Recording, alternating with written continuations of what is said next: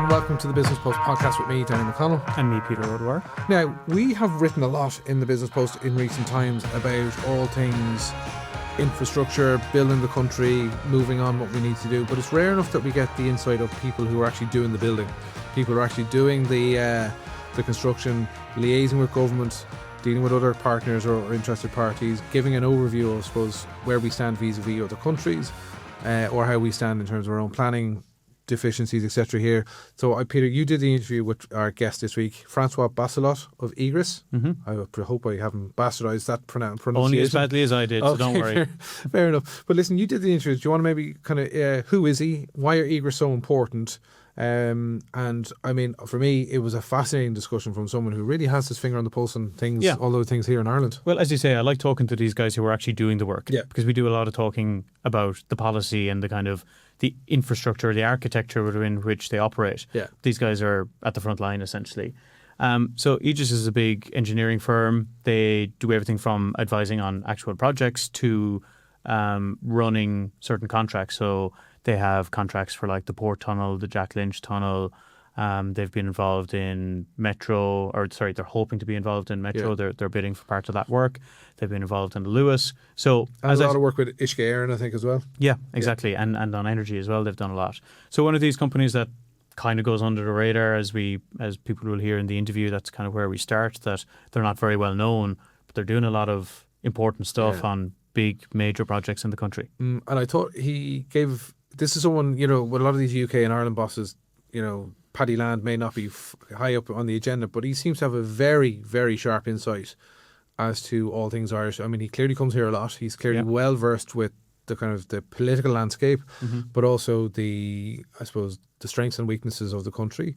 I thought one of the most compelling parts of the interview is when you were talking about, I think you asked him the question of like, how do we fare vis-a-vis Spain or France or whatever that, and he was able to give a very compelling answer as to where we're good and where we're not good. Yeah.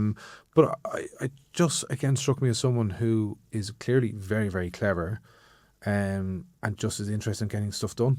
Yeah, no, it's interesting. I mean, again, we've said it with some of our guests previously, the value of a direct answer. Somebody will say something of, they can do it better over here, and you say, well, how? And then they don't really answer the how bit. Yeah. But he was good at illuminating here's where we're actually similar to other countries and here's where we're way behind other countries.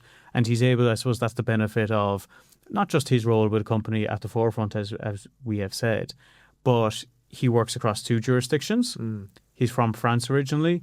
His previous role, he worked across several jurisdictions. So again, I like talking to those people who have a view bigger than ourselves. Yeah. Because sometimes we can think we're the absolute worst or the absolute best, depending on whatever topic. Yeah. Somebody who has that kind of more global or regional view of things is useful, and I thought he definitely had that. And I thought as well, he gave very real answers to, say, even the attraction of staff into, say, Ireland, to do these projects. And housing is a big, big problem. Yeah, and like we've encountered that from companies from Supermax to Egis, it's right across the board. Like, I think Supermax were putting up their employees in certain areas, and we did some reporting a couple of years ago and again more recently on how firms have to step into the breach and provide accommodation. Yeah. Like it's a huge issue, and again, this has been well aired, but when you talk about huge workforces needed for Metro or for these big infrastructure projects, there is always the question of where they're going to live. True. And just to put Egis in terms of scale, like 26,000 employees, 3 billion turnover. I mean, this is a big, big company. This is not small fry. You're talking one of the big players here. Yeah. Big company that nobody really knows very much about, which he said he thinks will change soon. We will change. Okay, well, here is Peter's interview with Francois Basselot. We'll be back here for the post-match analysis after that. Francois Basselot, Managing Director of Egis UK and Ireland. Welcome to the Business Post podcast. Thanks for having me. No problem. How bad was the pronunciation? It was pretty good, actually. I think you had training before, so... Yeah, so you're not supposed to reveal that, but we were workshopping it before you came in. Thank you, as I said, for joining us. So, Egis has been here for a long time, has been in Ireland since 1994, right. And yet I don't think it's super well known to the average person. So tell us a little bit about the company, projects you have been involved in Ireland, how many people you employ, just what the Egis story in Ireland is. Yeah, no, I mean, and you're right. I think, Egis has been around for quite a long time. It's not yet become a household name yet, but hopefully it'll come in the next few years. We've been around, as I said, since 1994. Realistically, I think a lot of it's been probably growing a lot since sort of early 2010, where we've obviously secured projects around the Dublin Tunnel and then the Jack Lynch sort of tunnel in Cork. We've been growing and delivering a lot in terms of the operations and maintenance of assets in the transport sector. And then more recently, we've expanded our footprint through the acquisition of JB Barry and Partners in the consulting and engineering sort of space, and that's very much where we want to grow in Ireland with the current sort of economic conditions and the markets and the infrastructure spends in the country. A bit of background on Egis, French headquarter organizations, very much sort of built around sort of supporting public sort of spending infrastructure with a very strong history around and legacy around two pillars: transport, where you've seen us around the world, and building as well. And then a few years ago, our current CEO, Laurent Germain, just joined us with a view to grow the business internationally. And he's, over the last 5 years, been a real transformation of the organizations with a big internationalization, with a growth both in UK and Ireland. Really. How many people do you employ in Ireland? So in Ireland, we've got about 16 offices, and we're probably about 650 plus staff now, with a view to continue growing as the demand for the services that we offer and the team for delivering capital infrastructure grows in the country. So you're an engineering firm, but within that, there's a lot. It's not just straightforward. So do you do everything from design to maintenance and operation and kind of everything in between, or what specifically do you do? Yeah, the catchphrase, I suppose, in our industry is cradle to grave, right? So I think we tend to say, like everybody, that we can do almost everything. Yeah. I think we try to support our client from the onset, so from the early stage, the sort of the business case, the sort of the definition of their needs. Realistically, when we want to come on board is when they have a problem, they have a headache, and they're trying to find solutions, and they want support from both a technical perspective as well as wider sort of environment. So that's where we want to come in, and that's really where we operate, and then try and support them all the way through the design of the solutions, the sort of the optioneering, all the way through then delivery. And then, as you said, we'd probably be unique around in that space compared to most of our peers in that space, that we also do own, operate and maintain assets. So we do own and operate assets around the world, around airports, tunnels, like we've talked about it in Ireland and elsewhere, roads, toll roads, and we started to operate light rail as well recently. Where we think that is a really huge value for our clients, because that provides us a great perspective around as well their challenges on once we've designed and they've built their assets, what are the issues they're facing around maintaining and operating them, and we're trying to ensure that we can integrate those sort of challenges in our thinking when we go back to designing those or looking at them. And is that a newer part of the business, the operating and maintaining? No, it's been there. It's been there historically. Okay. Something has been there for quite a long time, and as I said earlier, that's how we've entered the market in Ireland. So it's formed part of our core sort of DNA as something that we tend to continue. It forms about 15-20% of our business around the world. Okay. More in Ireland on a split than what we do, but overall about 15-20% of what we continue to do. Yeah. How competitive is the space both in the UK and Ireland? Like what sort of companies would be your competitors here? And I suppose it varies across those different functions. Well, in the consulting engineering space, which is obviously a bit that we I'm probably here leading and talking, and as part of a business forms the bigger part of it. Our competitors would be the likes of AECOM, Jacobs, Atkins Realis, WSP, the sort of organizations that are delivering architecture, consulting, engineering services in the UK and Ireland and around the world, like us. So global organizations that have got local footprints, and I can provide expertise around people rooted into the country to support delivery of those challenges, as well as having experience on similar schemes around the world. Mm-hmm. When the average layperson thinks about big infrastructure projects, one of the things they think about is like the complexity that is now involved. Yeah. And whether it be accurate or otherwise, there's a sense that there was far less complexity however many decades ago, and that things were easier to build. And that's usually seen as a problem nowadays. But in some ways, is that the kind of market opportunity for Egis that, as you said, when people have problems, they come to you to fix them. Is the complexity something that kind of helps your business in a way? Yeah, I think clearly. I mean, look, if things were easy and not complex, realistically, the clients probably wouldn't need us, or they would only need us for perhaps some part of their sort of the delivery, but clearly wouldn't need us from the onset because they're probably able to do that with themselves. So you're right to say that in an environment where I think complexity is being driven by the number of stakeholders involved, the complexity around regulations, ever-changing, obviously climate change, sort of adaptations, the wider thinking around parameters and within the wider environments that probably existed a few years ago, but probably were not as prominent in terms of the thinking of our the public sort of authorities that clearly have to deliver those infrastructure. I think that's where really they need people that can support them in managing all those interfaces and think about those challenges alongside them. And I think with that being a bit more complex as well, it's fair to say that it encourages collaboration. So I think collaboration has become more and more important. I think it's fair to say that while we do cradle to grave and we tend to offer all the services that are required for those projects, I think as they're becoming more complex, we do value the opportunity to partner and collaborate with our peers and other part of the industry. Realistically, recognizing that there are more people around the table with bright ideas, we're better equipped to actually look at the right solutions and eventually making sure that it's being done, being designed and then delivered to suit the requirements that have been defined initially and actually takes into consideration all the parameters that we wanted to consider. So yeah, that is an important part. And it's a very broad question, but is that complexity in general good complexity? It's needed because it's protecting the environment, or it's ensuring good planning, or all the various things, or has it gone too far and it is too complex to build big infrastructure projects? I think that's a really good question, and I think it probably depends on it goes down to, I suppose, two things in that essence. One are the people involved into the problem definition, and then the solution itself. Because realistically, at the end of the day, we are designing and supporting the delivery of infrastructure projects that are actually there to serve local communities, and obviously people, mobility around those, or access to drinking water or access to power, sort of things that actually serve people on the daily life. So I think that's sort of the people involved and what we're trying to achieve and the parameters they put around those is probably driving a lot of complexity. And then the other one has been around, the evolution around regulatory regimes.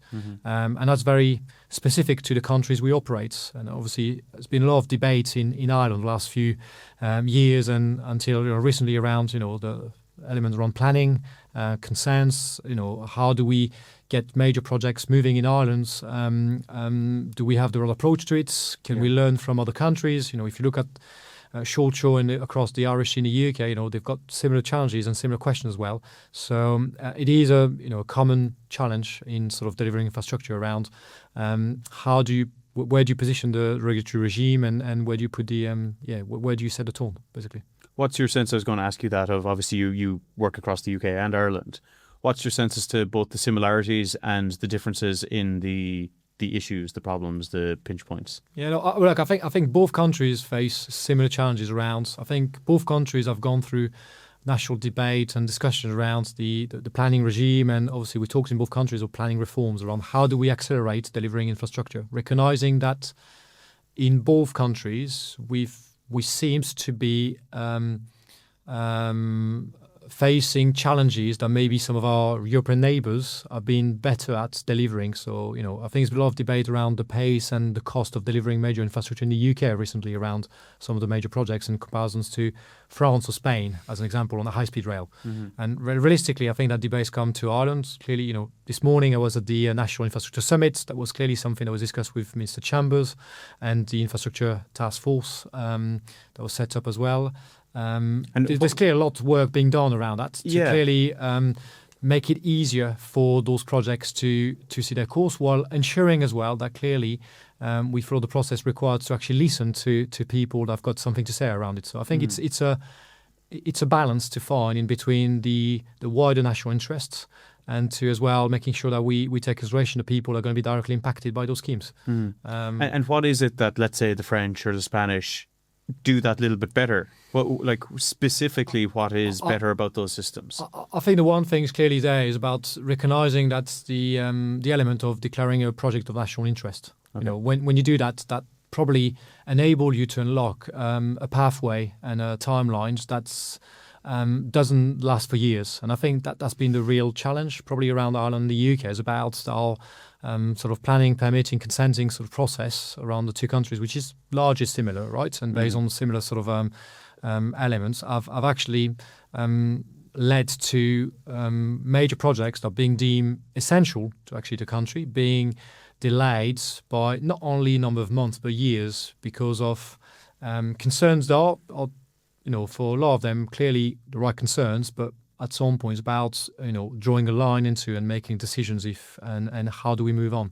And I think that's probably where we can learn a bit more. And then clearly I think in Ireland, the discussion, debate and the changes that are being proposed are clearly going in that way. So, and we've seen recently a number of projects that we've been involved or our clients are involved that clearly we're seeing a change of pace around that, which is clearly welcomed around it. Yeah. And what can you quantify that when you say a change of pace? Well, I think you know the fact that, for instance, you know that some of the major projects that we talked about around the likes of Metrolink, as an example, have been locked and you know gone through the approvals. I think it shows clearly that while a program was set up and they've actually managed to deliver against it, I think it gives confidence then that the rest of the program will continue. And actually, we've been able to. A major sort of hurdle have been sort of cleared for the program. That's interesting because I think a lot of people, as you said, there's been a big national debate about it.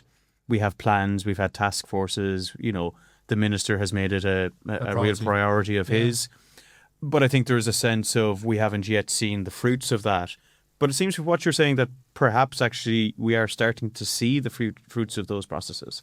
I think you're right. You know, I think clearly not everything has been sort of sorted yet. But I think there's an element of recognizing that those projects are important, and therefore it's about how do we make them happen, because actually they unlock so much for obviously the Irish economy. Yeah. And then what does that mean in terms of, you know, access to water, access to power, access to public transport, which then unlocks housing, unlocks obviously the ability to relieve obviously some of the pressure that we've had around access to accommodation. There's one big thing I've talked about today around it on the National Infrastructure Summit with colleagues and peers around the industry. We've got a lot to deliver, but in order to deliver those as well, it's about how do we ensure we've got the capacity to do that and the capabilities. And actually, one of the key blocker for ourselves as a business and others about attracting talent from around the world to come and support us in delivering that is about ensuring that people that join us have got a place to live. Yes, absolutely. You know, I was in Cork when I took the job early January, and I went to visit some of the staff, and people have moved from abroad, you know, told me some of the stories about when they moved to Ireland, and finding permanent accommodation has been probably the major challenge, basically, in settling in Ireland. And can you do anything to help there? Well, clearly, I think, you know, part of business, we there support them, and that is part of, you know, where we want people to settle into the country. But eventually, clearly, as people come, we want them to be standing on their 2 feet, and clearly, you know, being able to do that. So it's a careful balance. I think if we're asking people to relocate, we want to clearly support them, and we're doing that. But then at the same time, is also making sure that at some point, so several months when they come back, you know, how can they do that themselves? So Leave aside housing, because that's its own big issue, and it is a big issue in so many developed countries. It's obviously not just Ireland. How would you rate or grade Ireland's infrastructure versus the other countries that you're familiar with, have worked in, have lived in? Take transport, energy, water, let's say. I'll turn around and say clearly, I think it's a really good question. And when you look at it, I think the scale of the investments that we're talking about tells you clearly that I think, you know, as a country, we've recognized that there's a lot more to do to be able to probably bring the infrastructure that we have around our major cities and the connectivity and the water sort of power is probably where we want it to be. I think, you know, when you know, I come back regularly to, you know, I'm in Dublin every other week, more or less, and you know the one thing that really talks about it is that's how congested the traffic is in Dublin, and the fact that we're probably the last European capital of not having a metro system, as example. So I think it tells you a lot about what we need to be delivering. But I think the fact that as a country we're committed to those major schemes, we've clearly seen those We've been building confidence around the investors and the wider community around the delivery. We've actually, procurement of those major schemes have started now, so a lot of confidence about it. Clearly, we're in the right path. Mm-hmm. Because I suppose a lot of major economies, as we've discussed, have to deal with the complexity of the current day. Everybody went through the financial crash, which upended projects and put stuff back. And so we've endured that as well as other economies. The big difference for Ireland, I suppose, compared to a lot of its EU peers even, or the UK, is that, and I heard a minister make this point about 10 or 12 years ago, and it actually struck me as quite a good one. We were a very poor country until quite recently. So we don't have the metro of 100 years ago or the light rail of 70 years ago. We don't have the huge infrastructure projects that went in post-World War II across much of the continent. So we're dealing with the current issues that everybody else is grappling with. But we're starting from a historical deficit as well. Like, does that make it extremely difficult to catch up, to use that phrase? I mean, like, that's not the purpose of it. You deliver infrastructure to deliver it for your economy and people. But is it ever going to be possible to have continental standard infrastructure, do you think, here? I think we should see it the other way around, actually. You're right to say clearly, we've now inherited the infrastructure that other countries have around us. But at the same time, I think it's an opportunity as well. Earlier we talked about it, the fact that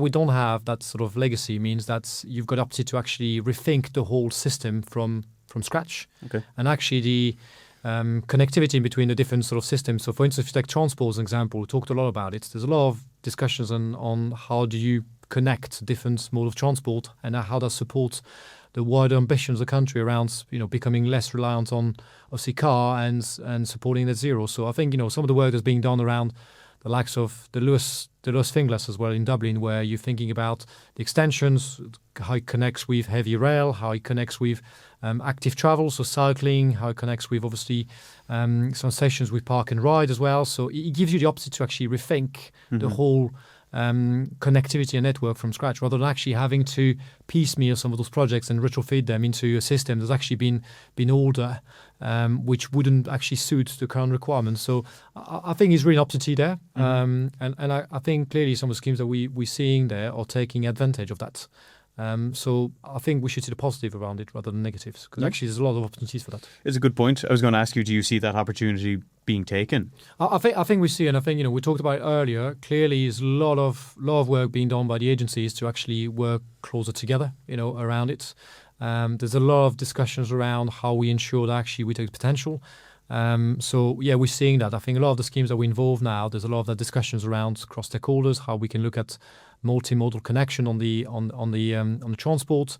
How also, for instance, some of the elements around water, waste, power. How do you look at in parallel different schemes to ensure that you got an impact on local communities in a common way rather than actually coming out piecemealed. And it's all about that discussion around moving from probably projects, which was about one single outcomes, to programs of work, which is actually about tackling a number of issues around it. And that gives us that sort of opportunity to step back. And that's where it becomes a bit more complex, as you said, because actually you're not looking at the problem from a single focal length, but you need to add up a number of other issues around it that have not been part of the initial brief. But actually our role is to bring them back to the table to make sure that our stakeholders and the clients think about it, because actually the final solution can resolve more than one challenge. Okay. So that is the exciting. I can see all the complexity you have to help with. Yeah.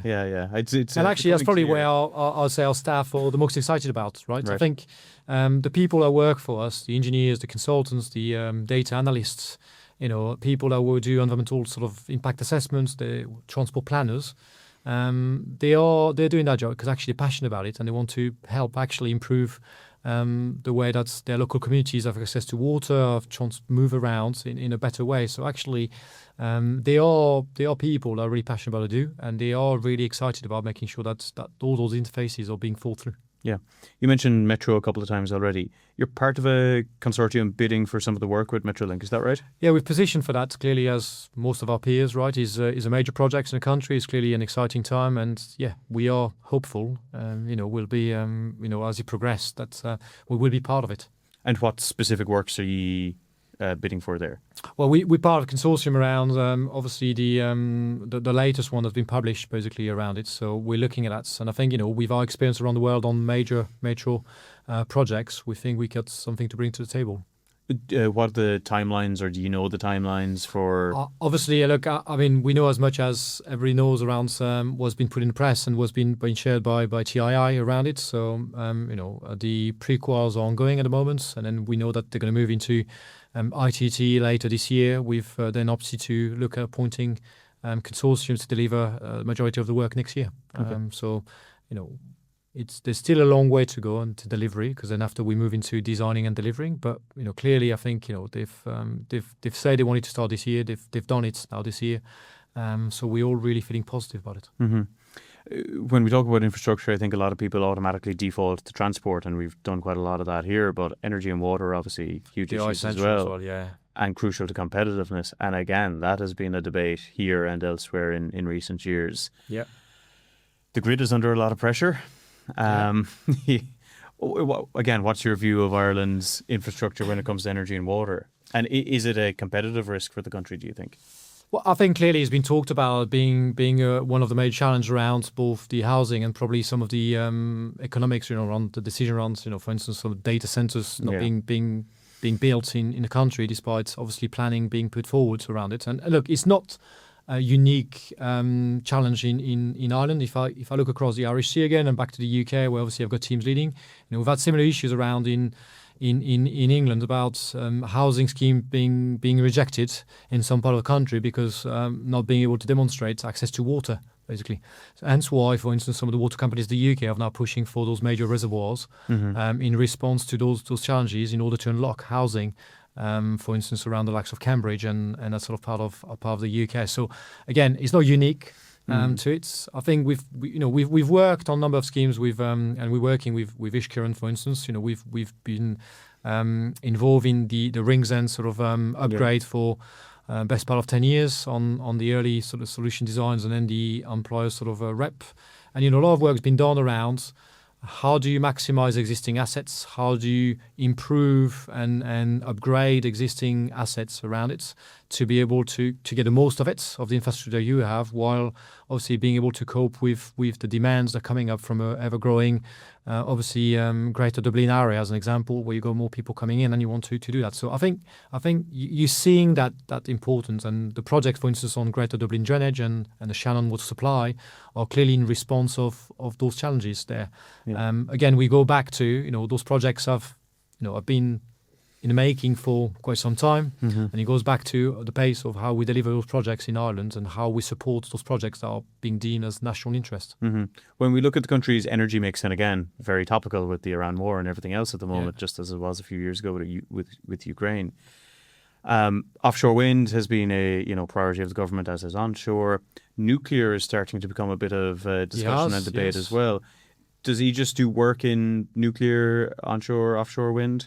Yeah, so interestingly, obviously, we've started to work on the future energy sort of onshore wind Carolyn sort of energy farm recently. Okay. So we are involved in some of that in Ireland. I've obviously read the nuclear debate in Ireland and understand obviously there's a lot of history around the reasons why obviously there has been something that's been quite sensitive around the country. We are involved as a French sort of engineering firm. We do have actually a long legacy of working in the nuclear sector. Okay. And clearly we're supporting countries around the world that have been looking at this, both in terms of nuclear power plants or SMRs as an example, recognizing that every country's got different views on their energy mix, and that's we're happy to support the technical sort of debates in Ireland if eventually there's something that the country wants to move on, recognizing that it's very much a decision that's been led by our governments and politicians first. But it would be if the industry were to kind of open up here and the ban to be lifted, it would be a potential line of business for Egis in Ireland. Well, I think it's something clearly that would be helpful to contribute. We have, as I said, a long history of working in the nuclear sector. In France, we've worked in every nuclear plant, basically, with EDF since the 50s. Okay. We're currently the designers in Hinkley Point as well in the UK as well. So we've got a lot of expertise in that field, recognizing that it forms, as I think scientists have said, it is not the solution. It is one of multiple sort of solutions that could come into the net zero agenda, recognizing that you need to look at a mix of it, and it's not the only one, basically. So, Across your global offices, are you seeing a renewed or increased interest in nuclear because of the current I energy think if situation? I have to quote our sort of some of my colleagues, I think we've seen a nuclear renaissance basically around the world. Recognizing that, as you've pointed out earlier, I think there's been a number of countries have made decisions over the years around it for a number of reasons. Reactions to some of the things that may have happened on soil, or obviously other decisions. But the recent events worldwide, the need for energy security, the look at less reliance on importing your energy sort of to feed your energy system, means that a lot of countries have relooked at their position around it. And therefore, I think, just again, going back to the UK, right? I think UK has made decisions not to build a new nuclear plant following, decision around the Sellafield site and what was there. And then 15 years ago, decided to obviously go back and rebuild a new nuclear plant through Hinkley Point. Yeah. And we're seeing a similar discussion in other countries. Well, and I think it's very much I'd say it depends really on the energy mix on each country is the way there, but clearly the reliance on importing gas or the reliance on the interconnectors in Ireland is something that's quite live at the moment, and I think that was discussed this morning in the National Infrastructure Summit. And the irony is that, of course, we'll be soon importing nuclear energy from your homeland as well. Legality, So yeah. it is part or will be part of the mix, even if it's not here on the islands that it's actually generated. Yeah. So, I was reading about an exclusion policy that you have around no coal mining, no oil fields. Is that unusual in the sector? Does it put you at a competitive disadvantage? They are big projects. I think it's that's a good question. I think we're seeing it in a way more about standing with what we believe is is important in terms of our values, our missions. And I think if you look at what we're doing, a lot of our people are passionate about making the world a better place, looking at supporting our communities, and actually supporting that sort of net zero agenda, and how we ensure that we support the growth of the local communities, both economically and obviously from a social perspective, but at the same time making sure that we take care of our wider environment and planet. And I think the fact that we've got our exclusions really recognise that we clearly need to support and we do offer services, particularly environmental services, on trying to improve the current position on some of those slightly related activities. However, we've decided not to take part of any new projects because we think actually that it aligns with our values, our missions, and actually our services are a better place looking at supporting and developing alternative source of energy rather than those, basically. So yeah. To speak more directly about you, so you've taken up this role just since January, so you're quite new to it. Yeah. And it was as part of a slight reorganisation where the UK and Ireland came under one unit for the first time. Yeah, that's correct. So what drove that reorganisation, and how have you found the role? Yeah, I think a good question. So yeah, first of all, you're right to say, so fairly new. So I've joined Egis about shy of 3 years, so not new anymore in organisations, but clearly, and I've been around UK and Ireland for the time I was around through my previous roles. As an organisation is growing, we've grown the last 4 or 5 years from an organisation that was doing probably about €1 billion turnover to last year's 2.3, and probably by the end of this year about 3 billion. Okay. The organisation needs to really evolve and recognise where our focus is as a business, as well as how we think best we're going to have an impact on where we want to go. And that sort of reorganisation or the way we've reorganised ourselves internally reflects really the focus around our priority countries around the world. And the fact UK and Ireland are really important to us as a business, and the fact that with the evolutions and the way we've grown in both countries, we've got quite complementary skills. So, as I said earlier, we've obviously been in Ireland for quite some years, and in the consulting engineering space, we've acquired JB Barry & Partners 3 years ago. And the skills that we've had in Ireland around transport, water, buildings are quite complementary, for instance, to the skills that we have in the UK, which have been in a transport sector more rail focused, while in Ireland has been historically a bit more highways and active travels. So quite complementary skills to come together, particularly recognising the need of the growing lead in Ireland around rail. Yeah. water is an important part of where the UK is going through in terms of the investments, and we didn't have any skills there, and we've got a great legacy of skills in Ireland. We've worked on some of the biggest projects in the country, supporting Ishkaren the last 10 years on Ringsend. We've also doing obviously a number of schemes around the country on wastewater treatments, water treatment, sludge, flooding, and we clearly felt that those skills were really seen as being valuable as well in the UK market. And in the UK, we've got great expertise around the energy sector as well. And we talked earlier about the grid. We're doing a lot of things in the UK market, and recognizing that with the growth of the capital investment in Ireland, bringing the two teams together would sort of very much complement each other and supporting to grow each other.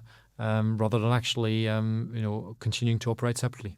And is it difficult for you as MD of two different but now amalgamated markets? Even just physically, you split your time between here and the UK. Well, look, physically, I'm blessed. I've got a great team around me. Clearly, it's not. I think it's about the team around you. And realistically, we work in professional services space where I've got a group of very talented people around UK and Ireland. So I'm really happy about that, and it's really helpful. Clearly, that means, as I said to people, I do come to Dublin a bit more often than I used to be, going to, in my previous role, to the likes of Poland and Romania. So it's a different trip, basically. But actually, from a family perspective, right, it's a slightly shorter flights. It's a bit easier to be back in the evening, or at least to be back in the morning. So I think it's about keeping that balance, really. Your prior role wasn't MD of a country or two countries in this instance. I was spanning across Europe and Africa, correct? Yeah. So did that mean that you were constantly and I think traveling? Well, it wasn't constantly traveling, because clearly I think post-COVID, there's a lot of changes of the way we've been doing work, and we've got great local leaders across those elements. About connecting people, it's about enabling them, but it's also about being visible, right? So I think it's that element. But going back to the new role, clearly, I think as part of the first few weeks and months, it's been about being visible to colleagues around both countries, actually. So, I've had the opportunity to come back to Dublin regularly. I've also gone to offices in Cork. I've gone to the West Country as well. So I've gone to Castlebar for the first time. Okay. I've had the opportunity to go there, which I had never done before. I've also spent some time in Scotland, basically in Manchester or in Bristol, as well as a London office. So, and realistically, it's about being, close to our clients and our people, getting to know the people that I haven't worked with in the past, and really, being able to work closely with colleagues in order to continue clearly what we've done the last few years successfully, and steer into the directions that we want to prioritize our efforts in the coming years as well. So it's been really interesting. And what will you consider to be a success? Like what are you judging yourself on in this role, that when you eventually leave it, whenever that is, what will you regard as success? I think what would be a success is probably a few things. Clearly, is about how do our people feel that they can have a career within Egis, basically, and we provide them the opportunities to grow.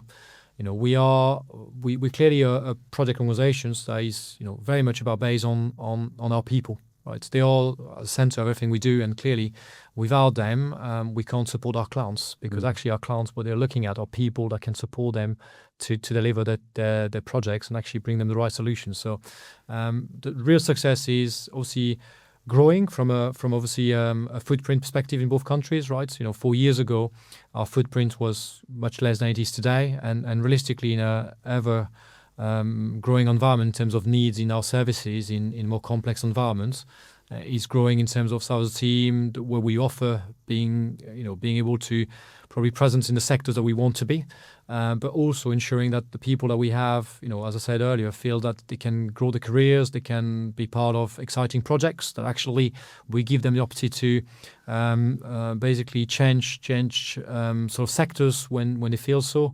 That they feel they are bridges in between the teams, that they can actually also, if they want to go elsewhere around the world, we give them the opportunity to do that. As part of a global business, I've got 26,000 people around the world and operate in more than 100 countries.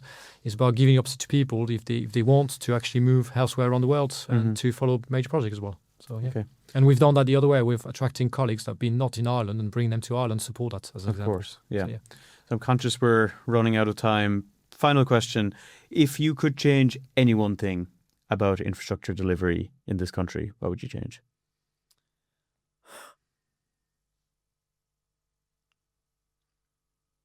I think we've talked about it around it, and I think it'd be easy for me to say planning, permitting, consenting, because actually that's already into place. So I think that's probably the easy answer, and realistically, that is the answer that you'd expect, because I think it'll help a lot in terms of the pace of it.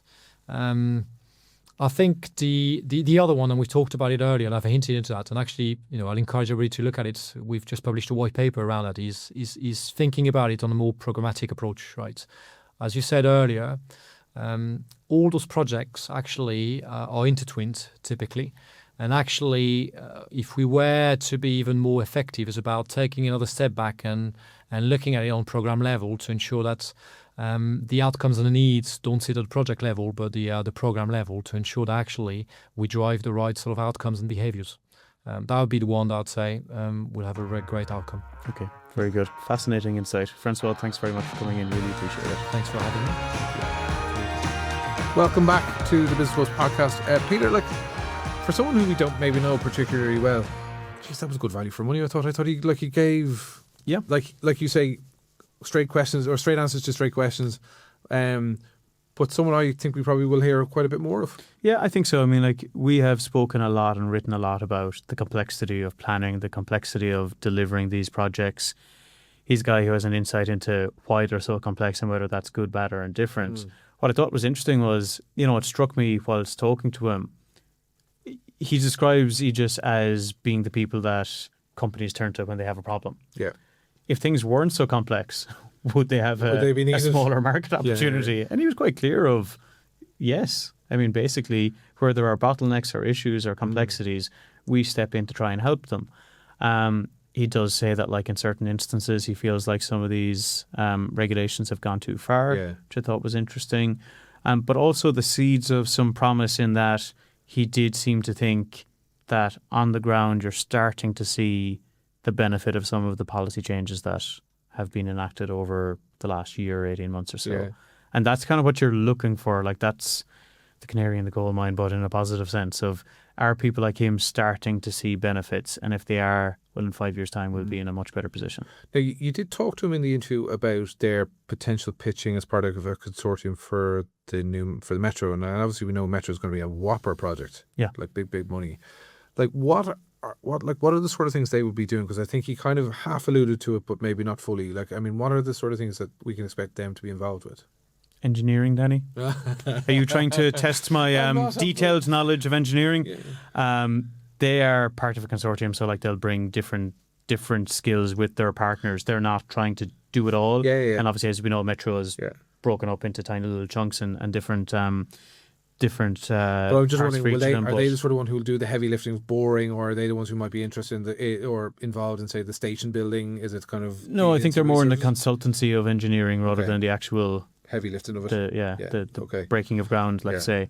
But they're very keen to get the contract, I can tell you that much. Yeah.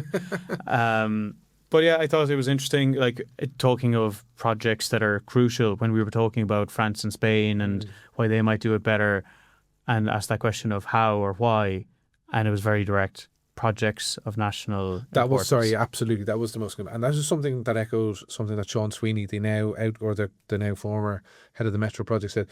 This project is on a scale that we have never seen before in this country. You have to put it on a different footing. It is special. It has to be treated as special. And you have to clear everybody out of the way to make it happen. So local objections, good luck. You know what I mean? County council's objections about whatever, good luck. It just needs that razor-like focus to get it done. But it's clear that the system here needs that kind of wake-up call, because I think one of the great complaints about, say, doing a project like the Port Tunnel is that we didn't continue to use those firms. We stopped building, so we let all that expertise and infrastructure fade away, to then have to build it back up again, rather than just saying, well, hang on, if we have that expertise here, well, what's next? What else can we build? What else, the drainage scheme for Dublin, Lewis extensions, whatever, keep them here, keep that kind of infrastructure, keep that train essentially moving, because it's not like we need less of it, we need more of it. And we know every time there's a delay, even in a specific project, how much the cost goes up. Yeah. So a delay of expertise leaves the country, expertise has to come back, or investors have to get interested again. They're all delays that add so much to the cost of these projects. Yeah. And we keep talking about transport because they're the easiest ones, whether it be Lewis or Metro. But as we got into in the interview as well, there's energy, mean, like they're involved in nuclear and have been for years and years. That was very interesting. That's part of that, probably, still, even though it's a discussion now, it's a good bit down the line if it ever comes here in any shape or form. But they'd be the type of company that might be important to the country and able to deliver whatever small modular reactors, if that's what we did have. So they have these expertise across water, energy, transport, all the kind of big infrastructure areas. Notwithstanding his very interesting pronunciation of the word focus during the interview, I thought it interesting also that he name-checked Uisce Éireann several times. So they're obviously a big client, and obviously we know that water and water infrastructure, like he made reference to that, I think in England, that projects being stopped because they don't have access to sufficient water. And that vista has been raised here. And we know that the water system here is sort of teetering on the brink. That's why the Shannon project is so important. The Great Drainage issue is so important for water capacity, particularly on the eastern seaboard. But it's interesting to hear his insight as to how much of a direct impact a shortage of water can have on housing targets and all the rest of it. And as you say, it's a company like his that kind of fill that gap or bridge that gap and make things actually happen. Yeah, I mean, the rubber's going to hit the road before too long on some of this stuff. We write about it, we talk about it. People are aware of an impending at some stage issue potentially with water, but it's not that far down the tracks. And that's the bit, there's a bit of cognitive dissonance, I think, with people that they kind of think it'll get sorted, and it probably will, but it'll only get sorted with the likes of these companies and Uisce Éireann and the government and everybody moving in the one direction at the one time. What was your overall assessment of him after the interview? I thought that sense of him working across jurisdictions, both now in his job and in his previous job, I think you could see that. There was an even-handedness to, things are bad here, but they're not altogether different to other areas. Or in this instance, we are a good bit behind, and here's how I think we should get on with improving it. So he's a relatively young guy, but I think his career today has given him that pretty broad worldview of things. He has experience in a lot of different countries, and I think that's gonna stand to him. Very good, very good. Well, another superb interview, so well done. Thank you very much. That's it for now here on the Business Post podcast. We will be back next week, but for me, Danny McConnell, And me, Peter O'Dwyer. okay, and we'll see you then. Bye bye for now.